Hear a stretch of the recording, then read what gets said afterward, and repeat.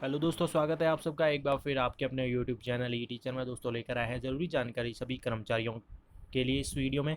और सबसे बड़ी खबर तो रिटायर्ड होने वाले कर्मचारियों के लिए मुख्य रूप से खबर है कि रिटायर्ड होने वाले कर्मचारियों की जो सबसे बड़ी चिंता है पेंशन की, वो होगी ख़त्म। रिटायरमेंट के बाद अक्सर कर्मचारियों को पेंशन के लिए जो कई प्रकार से चक्कर काटने पड़ते हैं विभाग के, दफ्तर के, उसी को लेकर एक नवीन पहल की गई है मोदी सरकार द्वारा। तो उसी के ऊपर हम बात करने वाले हैं कि सरकारी कर्मचारियों की सबसे बड़ी जो चिंता होती है रिटायरमेंट के बाद पेंशन पाने की। तो पेंशन शुरू करवाने के लिए इन कर्मचारियों को कई बार सरकारी दफ्तरों में चक्कर काटना होता है।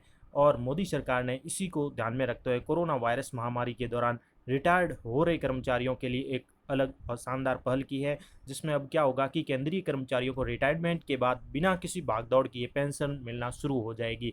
यानी पेंशन के रूप में एक अस्थायी पेंशन या जो भी है, इस प्रकार की एक नवीन पहल शुरू की जा रही है। तो केंद्र सरकार ने शुरू की है अस्थायी पेंशन योजना। तो केंद्र सरकार द्वारा जो है रिटायरमेंट हो रहे कर्मचारियों के लिए जो पेंशन की योजना बदलाव किया है, उसे नाम दिया गया अस्थायी पेंशन योजना, ताकि जो कर्मचारियों को है किसी प्रकार से है जो विभिन्न प्रकार की जो समस्याएं आती है रिटायरमेंट के बाद भटकना ना पड़े, इधर उधर चक्कर काटने ना पड़े। तो केंद्र सरकार ने अस्थायी पेंशन योजना शुरू की है। दिखाते हैं क्या क्या है इसमें प्लानिंग।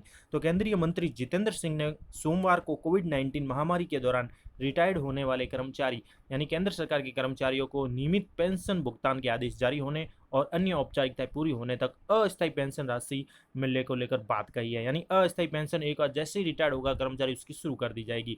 इसके साथ ही उन्होंने कहा है कि महामारी और लॉकडाउन को देखते हुए ये निर्णय लिया गया है। सरकारी कर्मचारियों को मुख्य कार्यालय में पेंशन फॉर्म जमा कराने में कठिनाई हो सकती है, या हो सकता है कि वे सर्विस बुक के साथ दावा फॉर्म भौतिक रूप से संबंधित वेतन और लेखा कार्यालय में जमा करवा पाने की स्थिति न हो। यानी ऐसे कई कर्मचारी हैं जो अभी कोविड-19 की वजह से रिटायर्ड हो रहे हैं, तो उनके सामने ये समस्या आ रही है कि वो विभिन्न विभाग या दफ्तर पहुंच नहीं सकते हैं, या अपनी सर्विस बुक के साथ जो है अपना दावा या अपना फॉर्म भौतिक रूप से वेतन और लेखा कार्यालय में जमा करवा पाने में सक्षम नहीं है। तो उनके लिए ये स्थिति लागू की गई है कि उनको एक बार तो क्या है कि अस्थायी पेंशन शुरू कर दी जाए, ताकि उनकी जो पेंशन रूपी जो प्रॉब्लम है उसको सॉल्व कर दिया जाए। अन्य औपचारिकताएं पूरी वगैरह करके उसको अस्थायी पेंशन लागू कर दिया जाए कर्मचारियों के लिए। इसके साथ ही उन्होंने बात की है कि वेतन है या लेखा कार्यालय में जो विभिन्न प्रकार की समस्याएं कर्मचारियों को आ रही है, वो ऐसी स्थिति ना आए। इसी को लेकर दोनों कार्यालय अगर अलग अलग शहरों में स्थित है तो यह समस्या और बढ़ जाती है। यानी ऐसे कर्मचारी जो